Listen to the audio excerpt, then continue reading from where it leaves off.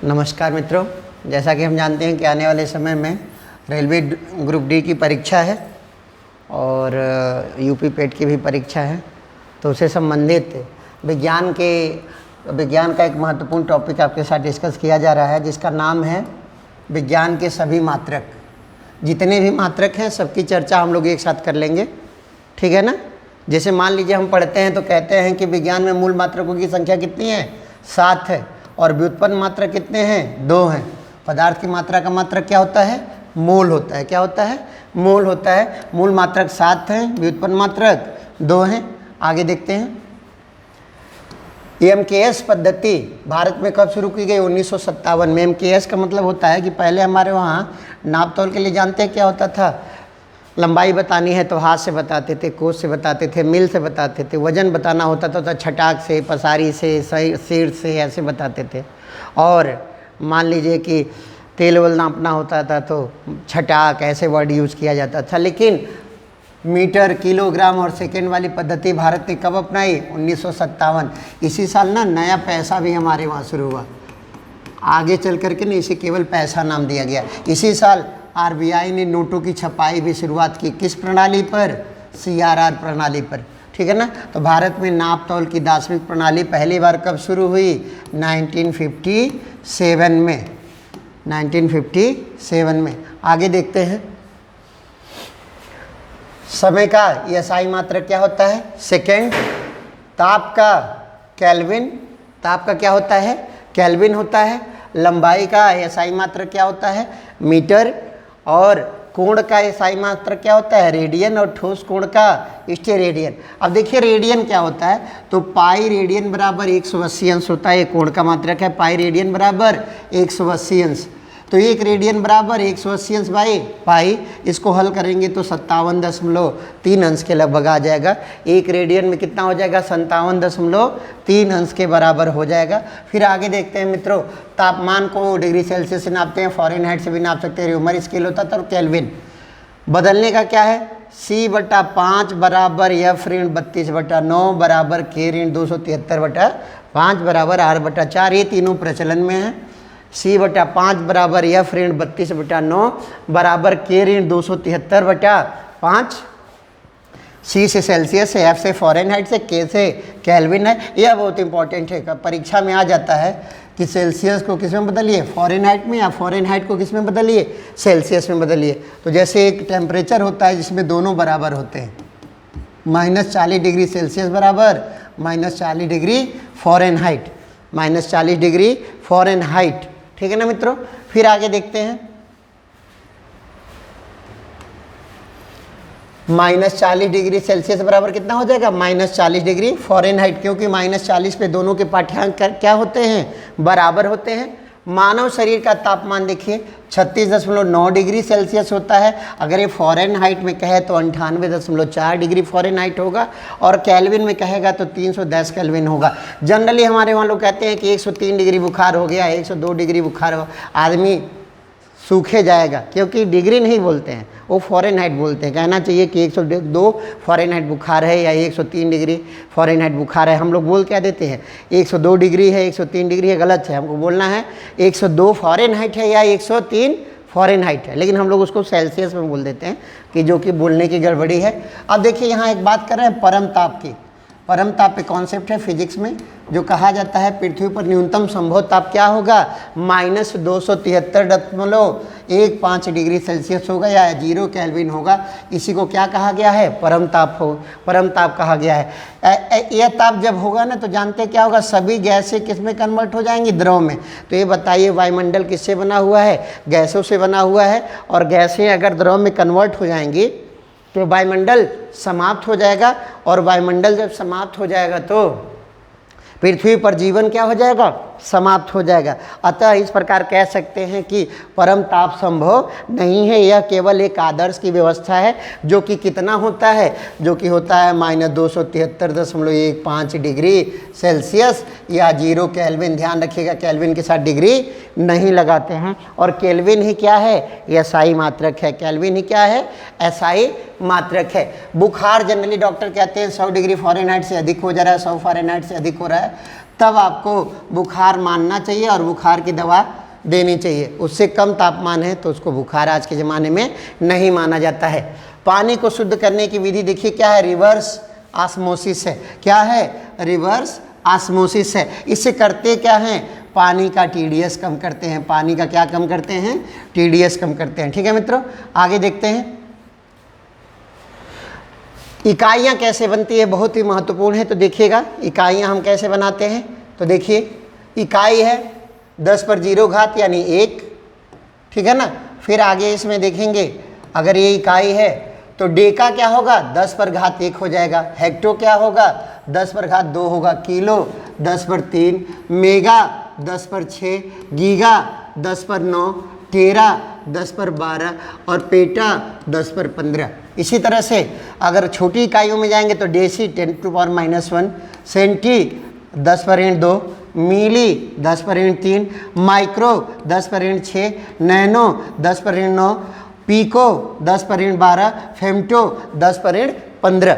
तो इसको अगर आप देखते हैं तो इसको यूज कैसे करेंगे। जैसे देखिए कहे कि 1 मेगावाट जो होता है, अगर मान लीजिए यह प्रश्न कर दे रहा है आपसे कि 1 मेगावाट क्या होता है, तो हम क्या करेंगे, 1 मेगावाट समझिएगा इसको किस में कन्वर्ट करना है, वाट में। तो मेगा कितना घात होता है, देखिए 10 पर घात 6, तो क्या हो जाएगा 1 मेगावाट बराबर कितना वाट, 10 पर 6 वाट। इसी तरह से आगे अगर आप देखिएगा, अगर आपसे कोई कहे कि 1 माइक्रो सेकेंड, क्या कहे कोई आपसे 1 माइक्रो सेकेंड बराबर कितना सेकेंड होगा, तो क्या करेंगे हम, माइक्रो देखिए माइक्रो कितना होता है 10⁻⁻6, तो 1 माइक्रो सेकेंड बराबर हो जाएगा 10⁻⁻6 सेकेंड। फिर एक उदाहरण और देख लीजिए, अगर कोई आपसे कहे कि 1 पीको सेकेंड बराबर कितना सेकेंड, तो हमें केवल पीको याद रखना है। पीको बराबर 10 पर ऋण 12, तो पीको क्या हो जाएगा 10 पर ऋण, 1 पीको सेकेंड बराबर 10 पर ऋण 12 सेकेंड हो जाएगा। ठीक है मित्रों, आगे देखते हैं।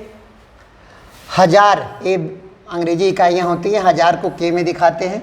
10 पर 3 घात बराबर के, 10 पर 3 घात बराबर के। जैसे मान लीजिए आपकी सैलरी, अगर आप नौकरी कर रहे हैं तो अगर आपकी सैलरी 40,000 है तो इसको क्या लिख देगा 40 के, 40 के मतलब 40,000।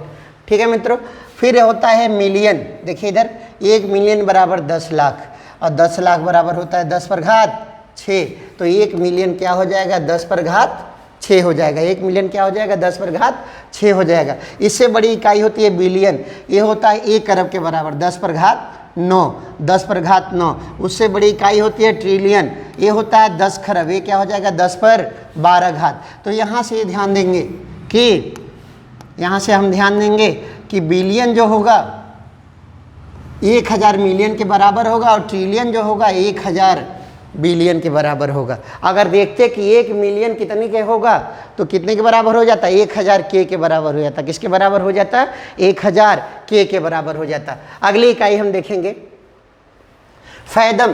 फैदम क्या होता है मित्रों, सागरों की गहराई मापने का मात्रक होता है। क्या होता है फैदम, क्या नापते हैं सागरों की गहराई। 1 फैदम या फैदोमीटर बराबर होता है 6 फीट। तो ये बताइए अगर आपसे कोई कहता है फैदम बड़ा है या मीटर, तो आप किसे बताएंगे, किसको बड़ा करेंगे, फैदम को, क्योंकि 1 फैदम में 6 फीट होता है और 1 मीटर में 3.3 फीट होता है। तो बड़ा कौन हो गया, फैदम हो गया। कौन हो गया, फैदम हो गया, क्योंकि फैदम में 6 फीट होता है और मीटर में 3.3 फीट होता है। तो बड़ा कौन हो गया, फैदम हो गया। सागरों की गहराई किससे नापते हैं, फैदम से नापते हैं। डॉप्सन यूनिट यह बहुत महत्वपूर्ण है।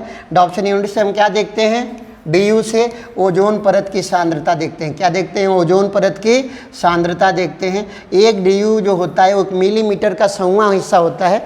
मिलीमीटर का 100वां हिस्सा होता है, या इसे 0.01 मिलीमीटर कह सकते हैं या 10 पर ऋण 2 मिलीमीटर कह सकते हैं। इससे क्या नापते हैं, ओजोन परत की सांद्रता या मोटाई मापते हैं। यहाँ हमें ध्यान देना है कि ओजोन परत कहाँ पाई जाती है, समताप मंडल में। किस मंडल में, समताप मंडल में। और ओजोन पर छेद का सबसे पहले पता किसने लगाया था, 1985 में। किसने, जोसेफ फोरमैन ने। किसने, जोसेफ फोरमैन ने, इंग्लैंड के रहने वाले थे, इन्होंने पता लगाया था। ठीक है मित्रों, आगे देखते हैं बेल या डेसिबल। यह ध्वनि की प्रबलता का मात्रक है जो लघुगणक के सिद्धांत पर कार्य करता है। किस पे काम करता है? लघुगणक के सिद्धांत पर कार्य करता है। कहने का मतलब क्या है, अगर 4 बेल है और 5 बेल है तो 4 बेल से 5 बेल देखने में तो लग रहा है कि 1 पॉइंट अधिक है, लेकिन रियलिटी है कि इसकी लाउडनेस कितने गुना बढ़ गई?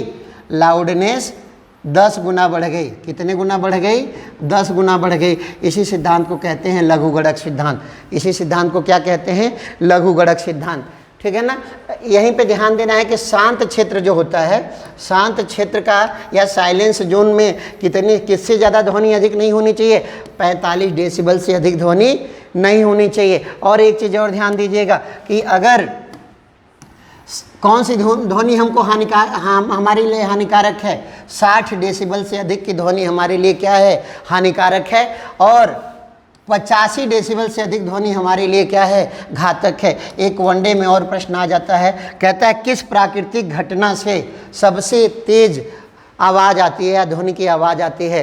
तो ज्वालामुखी विस्फोट से। सबसे ज़्यादा तेज आवाज़ किससे होती है? ज्वालामुखी विस्फोट से। किससे होती है सर? ज्वालामुखी विस्फोट से। इतनी तेज प्रबलता की आवाज़ प्राकृतिक रूप से नहीं होती। आगे देखते हैं मित्रों, ठीक है ना। डायोप्टर, यह लेंस की क्षमता का मात्रक होता है। इसको डी से दिखाते हैं। डी बराबर 1/f। एफ जहाँ क्या है? फोकस दूरी है, लेकिन ध्यान देना है फोकस दूरी किस में होगी? मीटर में होगी। जैसे समझिएगा एक लेंस है, उसकी फोकस दूरी 25 सेंटीमीटर है, तो उसका क्षमता क्या होगा? तो डी बराबर 1/25 नहीं लिखेंगे, इसको मीटर में कन्वर्ट कर देंगे। 1/0.25 ये हो जाएगा कितना डायोप्टर?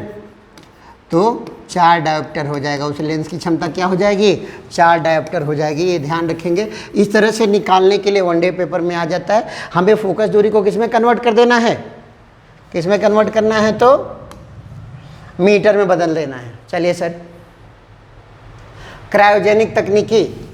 क्रायो मतलब ये होता ही है कि निम्न ताप पर काम करने वाली तकनीकी। ठीक है ना। -150 डिग्री सेल्सियस से कम तापमान पर काम करने वाली तकनीकों को क्रायोजेनिक कहते हैं। यह बेसिकली कहाँ यूज होती है? रॉकेट इंजन में। अब इसी आधार पर नए नए टर्म आ रहे हैं मार्केट में। क्रायोलॉजी, तो निम्न ताप का अध्ययन। निम्न ताप का अध्ययन। क्रायोलॉजी क्या हो जाता है? निम्न ताप का अध्ययन। क्रायोथेरेपी, निम्न ताप पर चिकित्सा। और क्रायो प्रिजर्वेशन, तो ये हो जाएगा निम्न ताप पर संरक्षण। निम्न ताप पर क्या हो जाएगा? संरक्षण। बस इतना ध्यान रखना है, कहीं भी क्रायो कहेगा तो क्या हो जाएगा? निम्न ताप की बात करेगा। ठीक है मित्रों, आगे देखते हैं। बैरल जो होता है यह धारिता का मात्रक होता है। धारिता मतलब का जो चीज बो है ओके नाप, यानी फ्लूइड। किसको नाप सकते हैं? फ्लूइड को नाप सकते हैं। ठीक है ना। तो बैरल क्या होता है? जो पेट्रोलियम वगैरह आता है ना विदेशों से खरीद करके, उसको किस में नापते हैं? बैरल में। तो बैरल, एक बैरल बराबर होता है 159 लीटर। इसका छोटा एक मात्रक होता है गैलन, उससे भी धारिता नापते हैं, लेकिन गैलन कोई फिक्स इकाई नहीं है। कहीं 4.5 लीटर में एक गैलन होता है, कहीं 5 लीटर में, कहीं 3.25 लीटर में। ठीक है मित्रों। अब अगली इकाई है यूनिट। अगली इकाई क्या है? यूनिट है।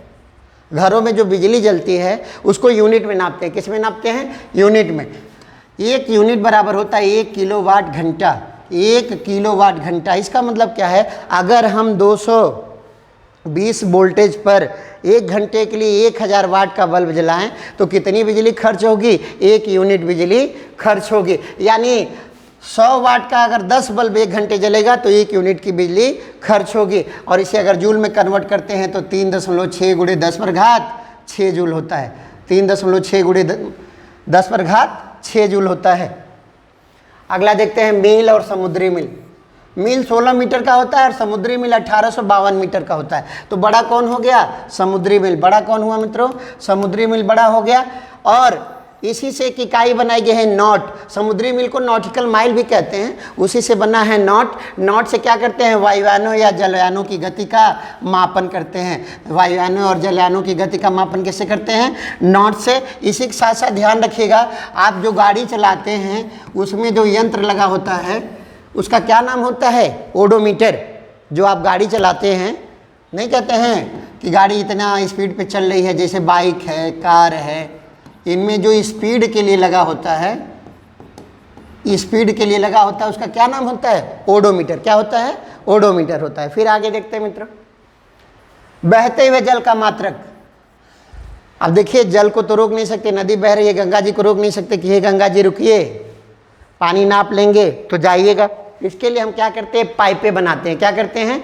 पाइपें बनाते हैं। यह 1 फीट गुणे 1 फीट का पाइप हो, ऐसे समझिएगा, ठीक है ना, और इसमें 1 फीट आगे पानी चला जाए तो इसी को कह देते हैं क्यूसेक, ठीक है। और यही पाइप जब कितना हो जाए?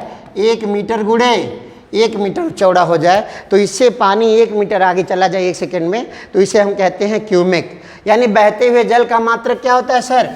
क्यूसेक और क्यूमेक। बड़ा कौन सा है? क्यूमेक। लेकिन ज़्यादा पॉपुलर कौन सा है? क्यूसेक। अब ये देखिए, अभी बाढ़ का सीजन चल रहा है, तो बांधों पर या कहीं पानी छोड़ा जाता है बराज वगैरह से, नेपाल भारत के लिए पानी छोड़ता है, तो उसका इकाई होता है टीएमसी। टीएमसी मतलब 1000 मिलियन क्यूसेक, यानी 1000 गुणे 10 लाख क्यूसेक। कहने का मतलब मोटा मोटी 1 अरब क्यूसेक पानी छोड़ा जाता है, तो हम कहते हैं कि 1 टीएमसी पानी छूटा। तो पेपर में आता है कि आज नेपाल ने 200 टीएमसी पानी छोड़ा, 300 टीएमसी पानी छोड़ा, इसका मतलब यही होता है, ठीक है ना। तो बहते हुए जल का मात्रा क्यूसेक और क्यूमेक। आगे देखते हैं, पाउंड ब्रिटेन की मुद्रा है, उल्टा एफ करके लिखते हैं, बहुत ही महंगी मुद्रा है, लेकिन हमारा मामला है किससे? पौंड से। पौंड से हम वजन ज्ञात करते हैं, इसको एलबी से दिखाते हैं। 1 पौंड में 453.6 ग्राम होता है। मोटा मोटी कितना ग्राम? 454 ग्राम। मोटा मोटी कितना ग्राम? 454 ग्राम। तो ये क्वेश्चन आपके सामने बनता है, कौन बड़ा है? कौन बड़ा है, किलोग्राम या पाउंड? तो बताइए कौन बड़ा है? 1 किलोग्राम में 1000 ग्राम होता है, जबकि 1 पौंड में 454 ग्राम होता है। तो बड़ा कौन हो गया? किलोग्राम। जो केक वगैरह आता है वो किस में आता है? पौंड में आता है। WWE आप देखते होंगे, WWE में खिलाड़ियों का वजन भी किस में बताता है? पौंड में बताता है, ठीक है ना। तो पौंड छोटा इकाई है, कितना? 454 ग्राम का। जो गोला फेंकते हैं बच्चे फिजिकल वाले टेस्ट में, वो भी 10 किलो का नहीं होता है। कितने का होता है? 10 पाउंड का होता है। कितने का होता है? 10 पाउंड का होता है, ठीक है मित्रों। आगे देखते हैं, खेत वत का मापन। तो लेखपाल का पेपर बीत चुका है, लेकिन ये ध्यान देना है कि कुछ मेन चीज़ें इसमें हैं। हेक्टेयर सबसे बड़ा मात्रक होता है, हेक्टेयर। ये 10,000 वर्ग मीटर का होता है। कहने का मतलब अगर आपका खेत 100 मीटर लंबा हो जाए और 100 मीटर चौड़ा हो जाए, तो इसका क्षेत्रफल कितना निकल के आएगा? 1 हेक्टेयर। कितना निकल के आएगा? 1 हेक्टेयर आपके खेत का क्षेत्रफल निकल के आएगा। और मान लीजिए वहीं अगर आपका खेत 10 मीटर गुणे 10 मीटर का है, तो 1 एयर आएगा। तो हेक्टेयर सबसे बड़ा मात्रक है, 10,000 वर्ग मीटर। एयर क्या है? 100 वर्ग मीटर। एक मात्रक होता है जो सबसे कॉमन है, एकड़। 1 एकड़ में 4048 वर्ग मीटर होता है, ठीक है ना। तो ये बताइए, 1 हेक्टेयर में 10,000 वर्ग मीटर और 1 एकड़ में 4048 वर्ग मीटर, तो बड़ा कौन हुआ? हेक्टेयर। 1 हेक्टेयर में कितना एकड़ होता है? 2.47 एकड़। 1 हेक्टेयर में कितना होता है? 2.47 एकड़। अगर मोटा मोटी अगर आपसे कोई कहे तो 2.5 एकड़। क्या हो गया? 1 हेक्टेयर में कितना खेत? 2.5 एकड़ हो गया आपका, ठीक है मित्रों। आगे देखते हैं, खगोलीय दूरी का मात्रक। यह दूरी का मात्रक नहीं है, खगोलीय दूरी का मात्रक है। इससे आपके घर और बसंती के घर की दूरी नहीं ना पाएगी, आकाशीय पिंडों के बीच की दूरी नापी जाएगी। अब देखिए, एयू, इसमें एक मात्रक होता है एयू। कौन सा मात्रक होता है मित्रों? एयू। पृथ्वी और सूर्य के बीच की औसत दूरी को क्या कहते हैं? एयू कहते हैं। यह है 14.98 करोड़ किलोमीटर। 14.98 करोड़ किलोमीटर। इसे अगर मीट्रिक सिस्टम में लिखते हैं तो 1.49 गुणे 10⁻11 मीटर। 1.4 गुणे 10⁻11 मीटर। यह खगोलीय दूरी का सबसे छोटा मात्रक है। एयू क्या है साहब? खगोलीय दूरी का सबसे छोटा मात्रक है, ठीक है ना। एयू क्या है? खगोलीय दूरी का सबसे छोटा मात्रक। ये क्या है? पृथ्वी और सूर्य के बीच की औसत दूरी। औसत दूरी क्यों है? आप जानते हैं कि पृथ्वी सूर्य के चारों तरफ दीर्घवृत्ताकार मार्ग में गति करती है। किस मार्ग में? दीर्घवृत्ताकार मार्ग में गति करती है, इसीलिए औसत दूरी निकाली जाती है। ये औसत दूरी क्या है? AU है। क्या है? AU है, याद रखिएगा, 10⁻11 वाला। प्रकाश वर्ष, प्रकाश द्वारा एक वर्ष में तय की गई दूरी को प्रकाश वर्ष कहा जाता है। इसका मान होता है 9.46 × 10⁻15 मीटर। अगर मान लीजिए किलोमीटर होता तो 15 की जगह क्या हो जाता है? 12 हो जाता है। अगर किलोमीटर होता तो 15 की जगह क्या हो जाता है? 12 हो जाता है। इसे कहते क्या है? प्रकाश द्वारा एक वर्ष में तय की गई दूरी। पारसेक, यह सूर्य और उसके सबसे नजदीकी तारे प्रोक्सिमा सेंचुरी, सूर्य और उसके सबसे नजदीकी तारे प्रोक्सिमा सेंचुरी के बीच की औसत दूरी है। यह है 3.08 × 10⁻16 मीटर। अब यहाँ देखें, खगोलीय एकक 10⁻11, प्रकाश वर्ष 10/15 और पारसेक 10/16। तो सबसे बड़ा कौन? पारसेक। और सबसे छोटा कौन? खगोलीय एकक। एक पारसेक बराबर कितना होता है सर? तो 3.26 प्रकाश वर्ष। तो आपको समझ में आ गया, सबसे छोटा AU, उससे बड़ा प्रकाश वर्ष और सबसे बड़ा पारसेक। ठीक है मित्रों, अगला मात्रक देखते हैं। कैरेट, दो तरह के कैरेट होते हैं। एक कैरेट होता है सोने की शुद्धता का मात्रक होता है। एक कैरेट क्या होता है? सोने की शुद्धता का मात्रक होता है। और दूसरा कैरेट क्या होता है सर? दूसरा कैरेट ये होता है हीरे का वजन नापने के लिए। अब देखिए, सोने की शुद्धता का मात्रक क्या है? हम पढ़े हैं कि 100% शुद्ध सोना क्या होता है? 24 कैरेट का होता है। तो गणित का नियम लग गया, 24 कैरेट बराबर 100%। तो इसलिए 1 कैरेट बराबर 100/24%, उसी से निकल जाता है सारा। यहाँ एक चीज़ देखिएगा, 124 कैरेट जो सोना होता है उसको सबसे शुद्ध मानते हैं। कैसा सोना कहा जाता है? Primary gold. विज्ञान की भाषा में इसे क्या कहते हैं? Primary gold. और इससे गहने नहीं बनाए जा सकते। क्यों? बहुते मुलायम होगा। क्या होगा? बहुत मुलायम होगा, ऐसे ही टूट जाएगा। इसमें अब क्या करते हैं? मजबूती देने के लिए क्या मिलाते हैं? तांबा। क्या मिलाते हैं? तांबा मिलाया जाता है। अब 22 कैरेट सोना जो होगा, तो 22 कैरेट सोना हो जाएगा और 2 कैरेट क्या हो जाएगा? तांबा हो जाएगा। तो 22 कैरेट में कितना % सोना आ जाएगा? 91.7%। कभी कभी पेपर में यही पूछ देता है, क्या देता है? 917 नंबर सोना क्या होता है? तो जो सोना 22 कैरेट शुद्ध होगा वो कितना नंबर का सोना कहा जाएगा? 917 नंबर का। 18 कैरेट सोना आजकल मार्केट में सबसे ज़्यादा यही चलता है। ये कितना % शुद्ध होता है? 75% शुद्ध होता है। क्या होता है? 75%। हीरे का वजन कैरेट से नापते हैं।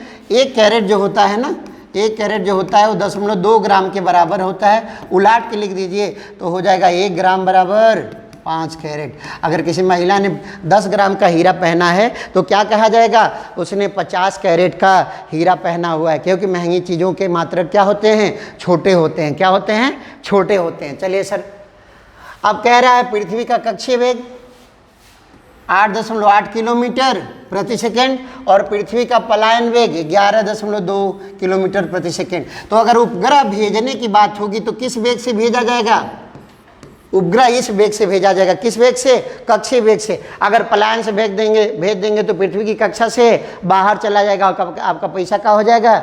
डूब जाएगा। पृथ्वी का पलायन वेग कितना है? 11.2 किलोमीटर प्रति सेकेंड। अगर किसी वस्तु को इससे ज़्यादा गति से भेज देते हैं तो वो वस्तु पृथ्वी की कक्षा को पार कर जाएगी और पुनः पृथ्वी की कक्षा में वापस नहीं लौटेगी। ठीक है ना?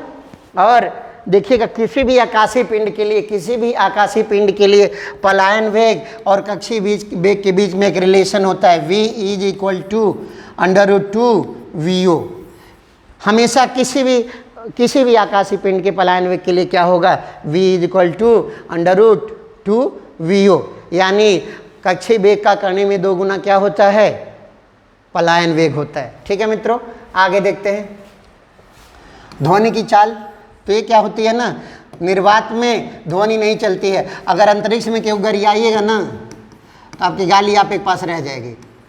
अंतरिक्ष में आप बात नहीं कर सकते, ना फ़ोन पे बात कर सकते हैं, ना सामने बात कर सकते हैं। सारी बातें किस में होंगी? इशारे में। क्योंकि ध्वनि के लिए क्या चाहिए? माध्यम चाहिए। क्योंकि ध्वनि कैसी तरंग है? अनुदैर्ध्य तरंग है, जो माध्यम के समांतर चलती है, बिना माध्यम के नहीं चल सकती। ठीक है ना? अब देखिए, निर्वात में इसकी गति क्या होती है? 0। गैस में इसकी चाल जो होती है कम होती है, उससे ज़्यादा द्रव में होती है और सबसे ज़्यादा ठोस में होती है। और वायु में 0 डिग्री सेल्सियस पर वायु में 0 डिग्री सेल्सियस पर ध्वनि की चाल 332 मीटर प्रति सेकंड होती है। 332 मीटर प्रति सेकंड होती है। कितना? 332 मीटर प्रति सेकंड। सबसे अधिक चाल इसकी होती है स्टील में, लगभग 10 किलोमीटर प्रति सेकंड होती है। चेक करना हो तो रेलवे पटरी पर जाइए और सर लगा के सुनिए, 50 किलोमीटर दूर भी ट्रेन आ रही है तो आपको पता चल जाएगा कि पटरी पे ट्रेन है। ठीक है ना मित्रों? तो इसकी चाल सबसे कम गैस में, उससे ज़्यादा द्रव में, सबसे ज़्यादा ठोस में। ठीक ना? किसकी? निर्वात में कितनी चाल होगी इसकी? 0। एक चीज़ यहाँ ध्यान रखिएगा, एक पॉइंट बॉक्स में करके लिख लेते हैं। ये ध्यान रखिएगा, ताप बढ़ने पर, अगर ताप बढ़ा तो ध्वनि की चाल क्या होगी? बढ़ेगी। इसकी रफ्तार होती है 0.61 मीटर प्रति सेकेंड। अगर आपने 1 डिग्री सेल्सियस ताप बढ़ाया तो, अब इसको ध्यान रखिएगा, अगर हमने 1 डिग्री सेल्सियस टेम्परेचर बढ़ा दिया तो ध्वनि की चाल 0.61 मीटर प्रति सेकेंड की गति से बढ़ जाएगी। इसका मतलब है कि टेम्परेचर ज़्यादा होगा तो ध्वनि की चाल ज़्यादा होगी, टेम्परेचर कम होगा तो चाल कम होगी। यानी ठंडी में चिल्लाएंगे तो कम दूरेल सुनाएगा और गर्मी में चिल्लाएंगे तो ढेर दूरेल सुनाएगा। ठीक है ना? ये विज्ञान का नियम है कि ध्वनि का चाल बढ़ जाती है कब? तापमान बढ़ने पर। कितनी बढ़ती है? 0.61 मीटर प्रति सेकेंड। फिर आगे देखते हैं सर, मैक संख्या, ये ध्वनि की चाल से ही संबंधित है। अभी हम आपसे कहे हैं कि ध्वनि की चाल जो होती है कितनी होती है? वायु में 332 मीटर प्रति सेकेंड होती है। 332 मीटर प्रति सेकेंड होती है और इसको हमने किलोमीटर प्रति घंटा में बदल दिया तो 1195.2 किलोमीटर प्रति घंटा। यानी अगर कोई वस्तु 1195.2 किलोमीटर प्रति घंटा से ज़्यादा तेज चल रही है तो कैसी होगी? सुपरसोनिक होगी। कैसी होगी? सुपरसोनिक। यानी ध्वनि, और एक बात और है, ध्वनि से तेज अगर कोई वस्तु चलती है तो वो हमें सुनाई नहीं देता है। इसको कहते हैं सुपरसोनिक और इसी को कहते हैं मैक संख्या। अगर ध्यान देंगे तो अगर आपसे कोई कह दे यहाँ पे कि 1 मैक क्या होगा तो यही हो जाएगा 1195.2 किलोमीटर प्रति घंटा या 332 मीटर प्रति सेकेंड। यही 1 मैक हो जाएगा। अब ऐसे समझिएगा, 2 मैक कहेगा तो ध्वनि की चाल का दुगुना, 3 मैक कहेगा तो ध्वनि की चाल का 3 गुना, 4 मैक कहेगा 4 गुना, 5 मैक कहेगा 5 गुना। अब यहाँ एक चीज़ ध्यान रखिएगा, सुपरसोनिक जानते हैं किसे कहते हैं? सुपरसोनिक उसे कहते हैं 1 से 5 मैक तक जिसकी गति होती है। कितनी गति होती है? 1 से 5 मैक तक। और हाइपरसोनिक किसे कहते हैं? 5 मैक से अधिक। याद रखिएगा, सुपरसोनिक की गति 1 से 5 मैक और हाइपरसोनिक की गति 5 मैक से अधिक। ठीक है ना? तो मैक से हम क्या नापेंगे? सुपरसोनिक और हाइपरसोनिक वायुयानों की गति। ठीक है ना? अब देखिए, हर्ट्ज ये आवृत्ति का मात्रक होता है, यानी 1 सेकेंड में कितना बार, देसी भाषा में बोलिए तो 1 सेकेंड में कितना बार। तो ऐसे समझिएगा, भारत में घरेलू विद्युत की आवृत्ति जो होती है 50 हर्ट्ज की होती है। तो 50 हर्ट्ज का है, इसका मतलब है कि 1 सेकेंड में ये 50 बार अप डाउन होता है। क्या होता है? 50 बार अप डाउन होता है। जैसे आप जानते हैं कि कैसी तरंग है बिजली? एसी की तरंग है। कैसी है? एसी है। तो एसी है तो ये 50 बार 1 सेकेंड में प्लस होगी और 50 बार माइनस होगी। यही होती है आवृत्ति। हमारे घरेलू विद्युत की आवृत्ति कितनी होती है? 50 हर्ट्ज। इसी के साथ साथ ये भी याद रखिएगा, हमारे घरों में वायरिंग कैसी होती है? समांतर क्रम में। कैसी होती है? समांतर क्रम में। ऐसा इसलिए होता है कि पहला बल्ब जितना तेज जले उतना ही तेज आखिरी बल्ब जलना चाहिए, लेकिन ये सिद्धांत है, दर्शन है, ये आदर्श है, ऐसा होता नहीं है। लेकिन समांतर क्रम का मतलब यही होता है कि जितना तेज मेन स्विच के पास का बल्ब जलेगा उतना ही तेज आखिरी बल्ब भी जलेगा। ठीक है ना? और एक चीज़ और ध्यान रखिएगा कि कौन सी करंट ज़्यादा खतरनाक होती है। एसी में देख रहे हैं प्लस माइनस दोनों हो रहा है। अगर ये डीसी करंट बना देते तो उसका ग्राफ ऐसे बनता। कैसे बनता? सभी प्लस। तो अगर आप चिपक गए तो पृथ्वी से आपको माइनस मिलेगा और चिपका रहेगा। तब तक चिपका रहेगा जब तक आपके शरीर में ब्लड सर्कुलेशन हो रहा है। तो ज़्यादा खतरनाक कौन है? एसी की डीसी। तो ज़्यादा खतरनाक कौन सी करंट हो जाएगी? डीसी, क्योंकि ये हमेशा कैसी होती है? धनात्मक होती है। ठीक है मित्रों, आगे देखते हैं। पदार्थ की 3 अवस्थाएं होती हैं, हालांकि चौथी अवस्था लोग प्लाज्मा कहते हैं, लेकिन बेसिकली 3 अवस्थाएं हम अध्ययन करते हैं। चौथी अवस्था हम किसको बोल देते हैं? चौथी अवस्था हम कहते हैं किसको? प्लाज्मा को। आजकल जेली वाला टॉफ़ी नहीं आता है, वही प्लाज्मा समझ लीजिएगा। क्या होता है कि वही प्लाज्मा की स्टेटस होती है। लेकिन हम देखिए ठोस, द्रव और गैस 3 स्थितियों को देख रहे हैं। ठोस से जब द्रव में बदलता है ना, इसको गलन कहते हैं, अंग्रेजी में मेल्टिंग। और जब द्रव से ठोस में बदलता है तो इसको वाष्पीकरण कहते हैं। क्या कहते हैं? वाष्पीकरण। ठीक है ना। अब वाष्पीकरण कहते हैं। और उल्टा देखिए, गैस से जब ठोस द्रव में बदलेगा संघनन, और द्रव से जब ठोस में बदलेगा तो हीमन या फ्रीजिंग कहते हैं। लेकिन कभी कभी ऐसा होता है कुछ चीज़ें सीधे द्रव से ठोस से गैस और गैस से सीधे ठोस में कन्वर्ट हो जाती हैं। इसे कहा जाता है ऊर्ध्वपातन। क्या कहा जाता है? ठोस से सीधे गैस में बदल जाना या गैस से सीधे ठोस में बदल जाना। इस प्रक्रिया को क्या कहा जाता है? सब्लिमेशन या ऊर्ध्वपातन। ये मुख्य रूप से 4 पदार्थ आपको मिलेंगे: कपूर, नौसादर, नैप्थलीन और ठोस कार्बन डाइऑक्साइड। ये सीधे क्या होते हैं?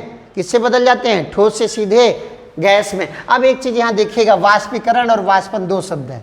वाष्पीकरण जो होता है ना, प्रत्येक तापमान पर होता है, हमेशा होता रहता है। देखिएगा, पोखरी का पानी हमेशा सूखता है, चाहे गर्मियाँ हों चाहे सर्दियाँ हों। लेकिन ये है कि टेम्परेचर ज़्यादा रहेगा तो जल्दी जल्दी सूखेगा, और टेम्परेचर कम रहेगा तो धीरे धीरे सूखेगा। ठीक है ना।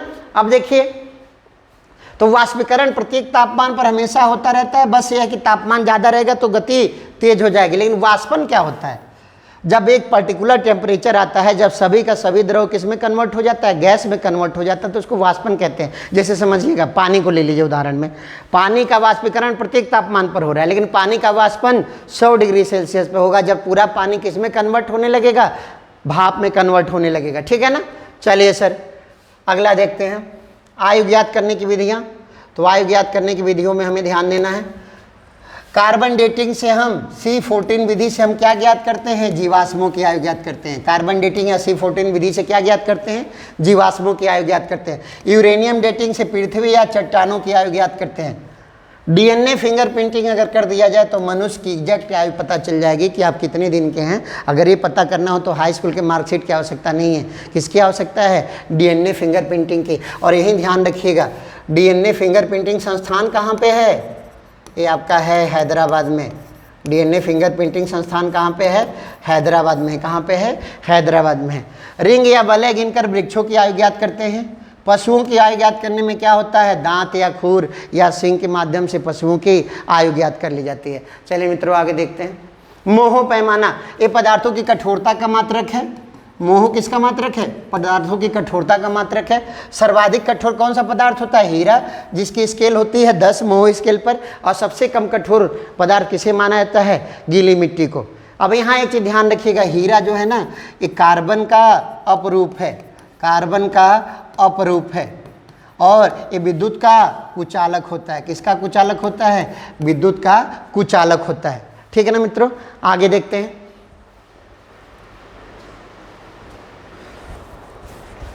अब देखिए, जब हम पृथ्वी की सतह से ऊपर जाते हैं वायुमंडल में, तो जब ऊपर जाते हैं ना, तो केवल क्षोभ मंडल में ऐसा होता है। 165 मीटर ऊपर जाइएगा तो तापमान कितना कम हो जाएगा? 1 डिग्री सेल्सियस कम हो जाएगा। लेकिन ये केवल क्षोभ मंडल में होता है। मोटा मोटी ऐसे याद रखिएगा, 1 किलोमीटर ऊंचाई पर जाएंगे तो 6 डिग्री सेल्सियस टेम्परेचर क्या हो जाएगा? कम हो जाएगा। और पृथ्वी के अंदर इसी तरह से होता है सर। 32 मीटर की गहराई पर जाएंगे तो तापमान हर 32 मीटर पर 1 डिग्री सेल्सियस बढ़ जाना है। यानी नीचे जाओगे तो बढ़ेगा और ऊपर जाओगे तो घटेगा। लेकिन ये कहाँ घटेगा? केवल क्षोभ मंडल में। और पृथ्वी के अंदर 32 मीटर गहराई पर जाने पर तापमान 1 डिग्री सेल्सियस बढ़ जाता है। प्रतिध्वनि इको, अपनी आवाज़ अपनी सुनाई दे। पहाड़े जाते हैं, कुछ बोल देते हैं आई लव यू पिंकिया, उधर से जवाब आ जाता है, वो भी बोलता है आई लव यू पिंकिया। ऐसा कैसे होता है? जब इको होती है साउंड, यानी वापस आती है। लेकिन जानते हैं, अगर मान लीजिए यहाँ पे कोई बोलने वाला है और यहाँ पे कोई सतह है, इनके बीच की कम से कम दूरी कितनी होनी चाहिए? 17.5 मीटर। उससे कम गहरे कुएं में आप कहेंगे चोर, तो कुआं आपको नहीं कहेगा चोर। कम से कम कुआं कितना गहरा होना चाहिए? 17.5 मीटर नीचे पानी होगा, तब आप बोलेंगे तो वो भी कहेगा चोर, यानी प्रतिध्वनि सुनने के लिए कितनी दूरी कम से कम होनी चाहिए? 17.5 मीटर। तो एक समस्या आ जाती है, मान लीजिए सिनेमा हॉल है, इन सब जगहों पे तो बड़े बड़े हॉल होते हैं, ऑडिटोरियम होते हैं, वहाँ तो आवाज़ गूंजनी चाहिए, लेकिन ऐसा होता है कि उनकी सतहें खुरदरी बनाई जाती हैं जिससे कि आवाज़ टकरा कर वापस नहीं आती। और विज्ञान की भाषा में इसी को कहते हैं गूंजहीन हालों का अनुरणन काल कितना सेकंड होता है? 0। अनुरणन क्या होता है? जाएगी, टकरा के वापस आएगी, उस टाइमिंग को कहते हैं अनुरणन काल। तो जब टकरा के वापस नहीं आएगी तो अनुरणन काल क्या हो जाएगा? 0 हो जाएगा। इसीलिए गूंजहीन हालों में कोई समस्या नहीं होती। आगे देखते हैं मित्रों, भूकंप का नापन ये रिक्टर पैमाने पर करते हैं। किस यंत्र से? कौन सा ग्राफ है? सिस्मोग्राफ। मर्केली स्केल भी एक होता था पहले। अब देखिए यह किस सिद्धांत पे काम करता है? लघुगणक के सिद्धांत पर काम करता है। जैसे क्या, अगर ये 5 तीव्रता का भूकंप है और दूसरा कौन सा भूकंप है? 4 तीव्रता का, तो देखने में तो तीव्रता 1 के पॉइंट बढ़ रही है, लेकिन जानते हैं इसकी मतलब क्या होता है? शक्ति कितनी बढ़ जाएगी? 10 गुनी। कितनी शक्ति या तीव्रता बढ़ जाएगी? 10 गुनी बढ़ जाएगी। 1 पॉइंट बढ़े लेकिन तीव्रता कितनी बढ़ गई? 10 गुनी। इसी को लघुगणक सिद्धांत कहते हैं। यहाँ ध्यान रखिएगा, तीव्रता कितनी गुनी बढ़ती है? 10 गुनी। लेकिन अगर ऊर्जा की बात करें तो यह 10 करनी में 10 गुनी बढ़ जाती है, यानी 31.6 गुनी बढ़ जाती है। जैसे समझिएगा, अगर 5 तीव्रता का भूकंप आ रहा है और 6 तीव्रता का भूकंप आ रहा है तो दोनों की तीव्रताओं में 10 गुना का अंतर होगा। और ऊर्जा की बात करें कि ऊर्जा कितनी रिलीज हुई है, तो जितनी ऊर्जा 5 वाले से निकलेगी उससे 10 करनी में 10 गुना, यानी पूरा हल करें तो 31.6 गुना ज़्यादा ऊर्जा किससे निकलेगी? 6 तीव्रता वाले से निकलेगी। यही होता है लघुगणक का पैमाना। देखिएगा इसी में कि भारत में कितने भूकंप जोन हैं? 4 भूकंप जोन है। भारत में कितने भूकंप जोन हैं? 4, 2, 3, 4 और 5। 1 नंबर नहीं है, इसका मतलब यह है भारत में कोई ऐसा क्षेत्र नहीं है जहाँ भूकंप न आए। भारत में सब जगह पे भूकंप आ सकता है। जैसे यूपी के लोग भूकंप जोन 4 में अधिकांश रूप से, ठीक है ना। अगला, रेडियो एक्टिविटी की खोज किसने की थी साहब? हेनरी बेकुरल ने। इसीलिए इसका पहला मात्रक किसके नाम पे रखा गया? बेकुरल के नाम पे। इसका पहला मात्रक किसके नाम पे रखा गया? बेकुरल के नाम पे रखा गया, ठीक है ना।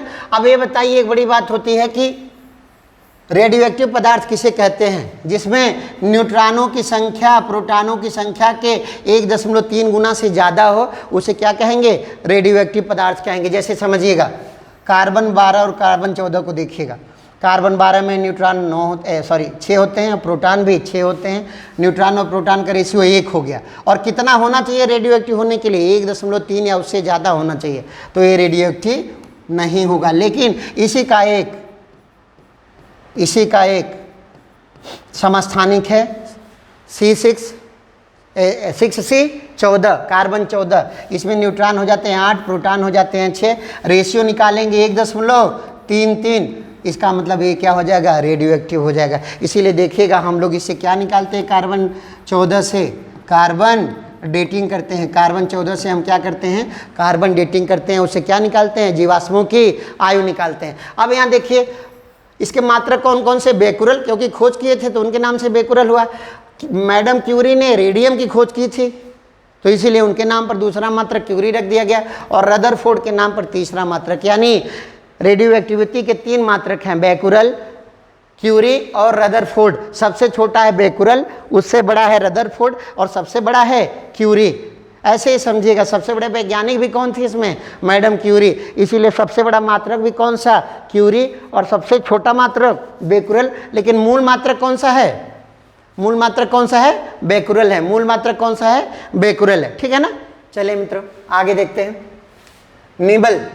निबल, बीट और बाइट, ठीक है ना। ये देखिएगा, अब जो निबल होता है, बीट होता है, तो बीट का मतलब पहले बीट देखिएगा, बाइनरी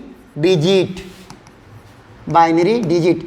आप जानते हैं कि कंप्यूटर क्या है? मशीन है। कंप्यूटर क्या है? मशीन है। जब सर्किट खुली है तो मशीन क्या है? ऑफ है। इसको किससे दिखाते हैं? 0 से।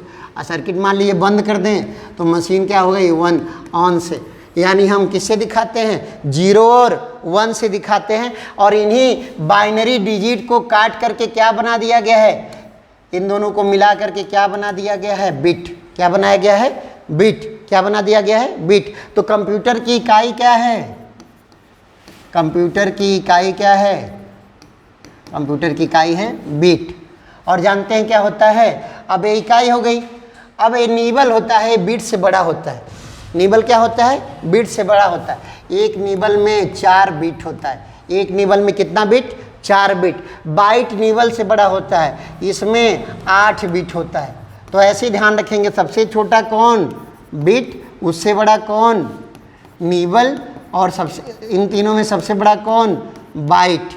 ये क्या हो जाएगा 1, ये हो जाएगा 4 और ये हो जाएगा 8। ये क्या हो जाएगा 8 हो जाएगा, ठीक है ना, बीट, नीबल और बाइट। ठीक है सर, आगे। आंखों की समंजन क्षमता ये 1/16 सेकेंड होती है और कानों का 1/10 सेकेंड होता है। इसका मतलब क्या होता है, जैसे मान लीजिए आप ट्रेन में जा रहे हैं, आप कोई आवाज़ सुनते हैं ना, तेज़ी से ट्रेन में जा रहे हैं तो कोई चीज़ देखते हैं तो क्लियर नहीं कर पाते हैं कि लड़का देखे, गधा देखे, घोड़ा देखे। थोड़ा समय चाहिए, कम से कम 1/16 सेकेंड आपके कॉर्निया को चाहिए कि कम से कम वो देख करके जज कर पाए, आपका मस्तिष्क को मैसेज भेज पाए कि हमने किसको देखा। ठीक है ना, इसी को कहते हैं एडजस्टिंग पावर। तो 1/16 सेकेंड अगर रुकेगा तब जाके वो डिसाइड कर पाएगा कि कौन सी चीज़ है। देखिएगा फिल्मों में इसका खूब यूज होता है। आपके घरे व्यायाम रिकॉर्डिंग होता है तो लोग जान जाते हैं कि ये द्वार पूजा का रिकॉर्डिंग है, तो ये गुरहत्थन का रिकॉर्डिंग है, ये जयमाला का रिकॉर्डिंग है। और फिल्मों में होता है 1 ही 2 मिनट का गाना है, 70 बार लोकेशन चेंज होता है, 50 बार कपड़े चेंज होते हैं और आपको लगता है कि सारी चीज़ें क्या हैं, कंटिन्यू हैं। इसके लिए इसी पे काम किया जाता है, इतनी तेज़ी से गुजार देना कि आपकी आँख डिसाइड ही ना कर पाए कि चीज़ें क्या हुई हैं, अलग अलग हुई हैं। 1-1, 2-2 सेकंड की क्लिप होती है और सारी क्लिप जोड़ करके ऐसे रोटेट कर देते हैं कि आपको लगता है सब कुछ क्या चल रहा है, कंटिन्यू चल रहा है। तो ये आपकी आंखों की समंजन क्षमता की बात कर रहा है, 1/16 सेकंड। इसी तरह से कान की भी समंजन क्षमता होती है। कान पे कोई आवाज़ पड़े, कम से कम 1/10 सेकंड तक रहेगी, तभी हमारा कान डिसाइड कर पाएगा कि आदमी बोल रहा है कि गधा बोल रहा है। ये तो पता चल जाता है कि आवाज़ आ रही है, लेकिन ये नहीं पता चलता कि क्या आ रही है। तो उसके लिए भी कम से कम कान को कितना समय चाहिए, 1/10 सेकंड चाहिए। इसी को क्या बोलते हैं, आंखों, कान की समंजन क्षमता। इसी तरह से होता है आंख का 2 पॉइंट आता है, दूरतम, आंख का दूरतम और निकटतम बिंदु। दूरतम तो जहाँ तक मन करे देख ला अनंत, और न्यूनतम माना जाता है 25 सेंटीमीटर। ये माना जाता है कि मनुष्य का सबसे नज़दीक वाला पॉइंट कितना होगा, 25 सेंटीमीटर होगा। और मैक्सिमम दूरी का कोई कॉन्सेप्ट नहीं है, वो कहाँ तक होता है, अनंत तक होता है। चलिए मित्रों आगे देखते हैं, ठीक है ना। आगे देखा जाता है औंस। औंस बेसिकली जानते हैं वजन का मात्रक होता है, OZ से दिखाते हैं। ये करीब करीब 32 ग्राम का होता है। हमारे वहाँ छटाक बोला जाता था, 32 ग्राम का होता है, ठीक है ना। अब पृथ्वी का द्रव्यमान ये जानते हैं 10^24 कोटि का होता है। कोटि याद रखिएगा, कितनी कोटि का, 10^24। और किस में होगा, किलोग्राम में। अब आप कहेंगे पृथ्वी की वजन, त्रिज्या, आयतन ये सब कैसे निकाला गया, तो आप इसके लिए इंटर में पढ़े हुए हैं इंटीग्रल कैलकुलस, 4/3 πr³ और उसके बाद से उसमें dx प्लेट लेकर के और उसमें आयतन निकाल देते हैं। और आयतन में जब किसी घनत्व से भाग दे देते हैं तो क्या, गुणा कर देते हैं तो क्या निकल जाता है, द्रव्यमान निकल जाता है, ठीक है ना। तो द्रव्यमान एक एस्टिमेट है, लेकिन कितना बताया गया है, 10^24। पृथ्वी की त्रिज्या ये मोटा मोटी 6400 किलोमीटर है, तो 6373 किलोमीटर, लेकिन हम मोटा मोटी कितना मान लेते हैं, 6400 किलोमीटर। एक प्रश्न यहाँ ध्यान रखिएगा, अगर मान लीजिए पृथ्वी है, पृथ्वी में इस पार से उस पार छेद कर दिया जाए, उसमें बॉल डाल दी जाए तो क्या होगा, बॉल उस पार चली जाएगी, तो नहीं जाएगी। पृथ्वी में छेद कर दिया, इस पार से उस पार बॉल नहीं जाएगी, क्या होगा, बॉल पृथ्वी के सेंटर के इधर से उधर सरल आवर्त गति करेगी। कौन सी गति करेगी, सरल आवर्त गति करेगी, हमेशा घूमती रहेगी। कभी ऐसा मत सोचिएगा कि ऐसे ऊंचाई पे कोई देश है और कोई देश नीचाई पे है तो पाइप वाला रास्ता बना दीजिए, ऐसे छोड़ दीजिए सड़क पे पहुंच जाए, ऐसी कोई व्यवस्था नहीं लग पाएगी। वजह है कि पृथ्वी के केंद्र की तरफ जाएंगे तो जी का मान क्या होता जाता है, कम होता जाता है, केंद्र पे क्या हो जाता है, 0 हो जाता है। इसके चलते वस्तु क्या करेगी, सिंपल हार्मोनिक मोशन करेगी, यानी छेद करके इस पार से उस पार कोई सामान नहीं गिराया जा सकता। अगर छेद कर दिया जाए, कोई सामान डाल दिया जाए तो क्या होगा, सरल आवर्त गति करेगा। ठीक है सर, आगे देखते हैं। पृथ्वी पर द्रव्यमान अब इसका मतलब क्या होता है, द्रव्यमान कहीं बदलता नहीं, हम जो कहना चाह रहे थे द्रव्यमान बदलता नहीं है। अगर किसी वस्तु का द्रव्यमान 20 किलो है, कहाँ पे, पृथ्वी पर, तो चंद्रमा पर कितना होगा, वहाँ भी 20 किलो होगा। और सूर्य पे अगर गलती से पहुँच गए तो वहाँ भी कितना होगा, 20 किलो होगा, क्योंकि द्रव्यमान कभी समाप्त, द्रव्यमान कभी परिवर्तित नहीं होता है, ठीक है ना। लेकिन भार देखिएगा, भार जो होता है ये बदल जाता है। भार बराबर होता है द्रव्यमान गुणे जी, ठीक है ना। तो W बराबर क्या होता है, m गुणे जी। तो W किसके अनुसार बदलता है, G के अनुसार। तो जहाँ गुरुत्वाकर्षण अधिक होगा वहाँ भार अधिक होगा, जहाँ गुरुत्वाकर्षण कम होगा वहाँ भार कम होगा। और एक बात और ध्यान रखिएगा, जहाँ अगर गुरुत्वाकर्षण 0 हो गया तो वहाँ कौन सा सिद्धांत आ जाएगा, भारहीनता आ जाएगी। अगर ये G 0 कर दिया जाए, यानी पृथ्वी के केंद्र पे G 0 है, तो किसी वस्तु का भार भी क्या हो जाएगा, 0। किसी अंतरिक्ष में G 0 है तो किसी वस्तु का भार भी क्या हो जाएगा, 0। वहाँ उन्हें किस चीज़ का अनुभव होगा, भारहीनता का। लिफ्ट टूट जाती है तो G का मान क्या हो जाता है, 0। इसीलिए व्यक्ति का भार क्या हो जाता है, 0। वो कौन सा अनुभव करता है, भारहीनता का अनुभव करता है। भारहीनता का मतलब उड़ियाए लगी हैं, क्या होएगा, उड़ियाने लगेंगे, ठीक है ना। आगे देखते हैं,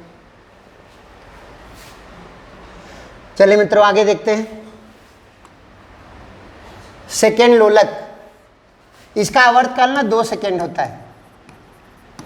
इसका आवर्तकाल कितना होता है, 2 सेकेंड। हमें ये लगता है ना कि सेकेंड लोलक है तो इसका आवर्तकाल कितना होगा, 1 सेकेंड होगा, लेकिन होता कितना है, 2 सेकेंड होता है, ठीक है ना। फर्मी, यह लंबाई का सबसे छोटा मात्रक है, लंबाई का सबसे छोटा मात्रक है।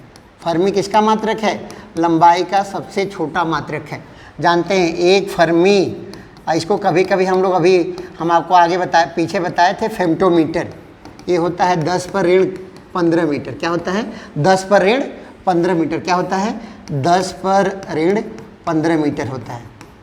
यह लंबाई का सबसे छोटा मात्रक है, फर्मी या फेम्टोमीटर। गांठ, जो कपड़े का व्यापार करते हैं ना, जैसे कपास वपास का, वो गांठ में खरीद कर कपास आती है या बेची जाती है। जनरली हमारे देश में 170 किलोग्राम बराबर एक गांठ होता है, कहीं कहीं 180 भी होता है। एक कोई बस जानकारी के लिए ध्यान रखिएगा, एक कपास वगैरह का व्यापार किससे होता है, गांठ में होता है, ठीक है ना। चलिए आगे, फैराडे, ये धारिता का मात्रक है, किसका, विद्युत आवेश का मात्रक है, सॉरी विद्युत आवेश का मात्रक है, ठीक है ना। किसका मात्रक है, विद्युत आवेश का मात्रक है, आवेश का मात्रक है। वेबर, ठीक है ना, ये चुंबकीय, ठीक है ना, चुंबकीय क्षेत्र का मात्रक है, चुंबकीय क्षेत्र का मात्रक है। डाइन, यह बल का मात्रक है। डाइन किसका मात्रक है, बल का। लेकिन इससे भी एक इंपॉर्टेंट मात्रक होता है न्यूटन, वो भी किसका मात्रक होता है, बल का मात्रक। और यही एक चीज ध्यान रखिएगा, अर्ग एक कार्य का छोटा मात्रक होता है, कार्य का मात्रक। कार्य का बड़ा वाला मात्रक कौन सा होता है, जूल, कार्य का मात्रक। और ये बताइए कैलोरी किसका मात्रक होता है, ऊष्मा का। कैलोरी किसका मात्रक है, ऊष्मा का। और यहाँ एक रिलेशन होता है, क्या होता है, 1 कैलोरी बराबर 4.2 जूल। 1 कैलोरी बराबर कितना, 4.18 जूल होता है, लेकिन होना क्या है, 4.2 जूल, ठीक है ना सर। आगे है पायरोमीटर, ये तापमान मापते हैं, किसका, आकाशीय पिंडों का। क्या नापते हैं, तापमान मापते हैं। जैसे सूर्य का तापमान किससे नापा जाएगा, इसी से नापा जाएगा। इसको विकिरण मापी भी कहते हैं, सूर्य का ताप। स्टीफन का एक नियम होता है, उसी के आधार पर देखा जाता है, ठीक है ना। अगला आपेक्षिक घनत्व का मात्रक, तो ये बताइए आपेक्षिक घनत्व बराबर हो जाएगा किसी वस्तु का घनत्व, किसी वस्तु का घनत्व आब्लिक वायु का घनत्व। तो घनत्व क्या हो जाएगा, दोनों मात्रक कट जाएगा, इसीलिए आपेक्षिक घनत्व का कोई मात्रक नहीं होगा।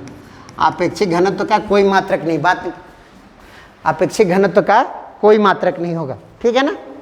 चलिए फिर आगे देखते हैं, एंगस्ट्रॉम। एंगस्ट्रॉम को 1 के ऊपर ऐसे अंडा बना देते हैं। यह 10 पर ऋण 10 मीटर होता है। यह क्या होता है 10 पर ऋण 10 मीटर होता है। और नैनोमीटर क्या होता है 10 पर ऋण 9 मीटर होता है। इसे क्या करते हैं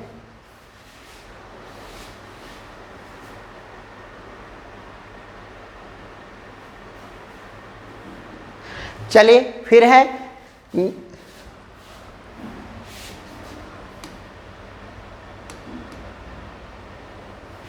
तो देखिए एक्स्ट्राम जो होता है 10 पर ऋण 10 मीटर होता है और ये 10 पर ऋण 9 मीटर होता है। कौन नैनोमीटर। तो एंगस्ट्राम और भी छोटा हो गया। एंगस्ट्राम क्या हो गया और भी छोटा हो गया। आगे देखते हैं मित्रों परिभ्रमण काल, ये पृथ्वी की बात कर रहा है। जानते हैं परिभ्रमण को रोटेशन बोलते हैं। पृथ्वी अपनी धुरी पर किस गति से घूमती है रोटेशन, यानी पृथ्वी अपनी धुरी पर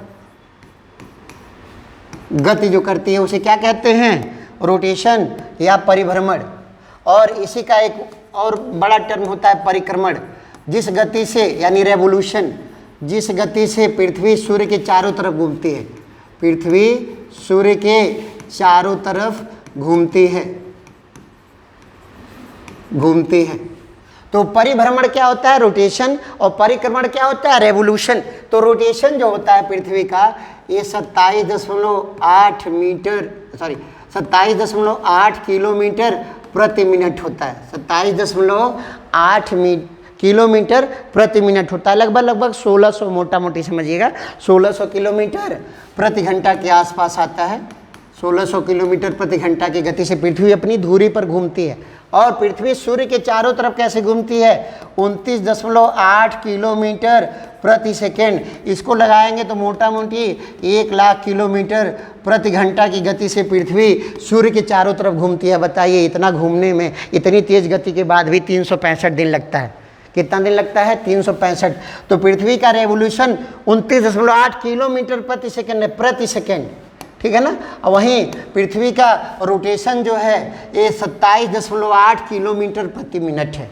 ये प्रति मिनट में है और ये प्रति सेकेंड में है। यानी मोटा मोटी ऐसे रखेगा पृथ्वी अपनी धुरी पर 1600 किलोमीटर प्रति घंटा की गति से घूमती है तो 24 घंटा लगता है घूमने में। और पृथ्वी सूर्य के चारों तरफ लगभग 1,04,000 किलोमीटर प्रति घंटा की गति से घूमती है तो 365 दिन और 6 घंटे लग जाते हैं पूरा एक चक्कर पूरा करने में। तो रोटेशन और रेवोल्यूशन नहीं होता है। रोटेशन को हिंदी में परिक्रमण, कभी कभी इसको घूर्णन भी बोल देते हैं। कौन सी गति घूर्णन गति भी बोल देते हैं, ठीक है ना। तो घूर्णन गति पृथ्वी की है 27.8 किलोमीटर प्रति मिनट और पृथ्वी की परिक्रमण गति है 29.8 किलोमीटर प्रति सेकेंड। भू स्थिर उपग्रह जियो स्टेशनरी सैटेलाइट या इसको भू स्थिर भी कहते हैं या भूतुल्यकाली भी कहते हैं। ये जानते हैं पृथ्वी से कितनी ऊंचाई पर छोड़े जाते हैं 36,000 किलोमीटर ऊंचाई पे। बहुत इंपॉर्टेंट है, कितनी ऊंचाई पर 36,000 किलोमीटर पर। इनका जो परिक्रमण काल होता है ये 24 घंटा होता है।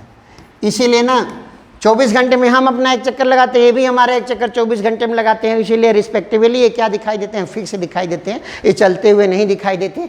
इसीलिए इन्हें क्या कहते हैं जियो स्टेशनरी सैटेलाइट या भू स्थिर उपग्रह कहते हैं, ठीक है ना। फिर देखिए कमरे का तापमान, विज्ञान ये मानता है कि कमरे का तापमान कौन कितना होगा 25 डिग्री सेल्सियस। अगर आपके पेपर में कहीं दे दिया room temperature it means it is 25 degree Celsius. वाष्पीकरण प्रत्येक ताप पर होता है, अभी आपको बताए थे प्रत्येक ताप पर होता है।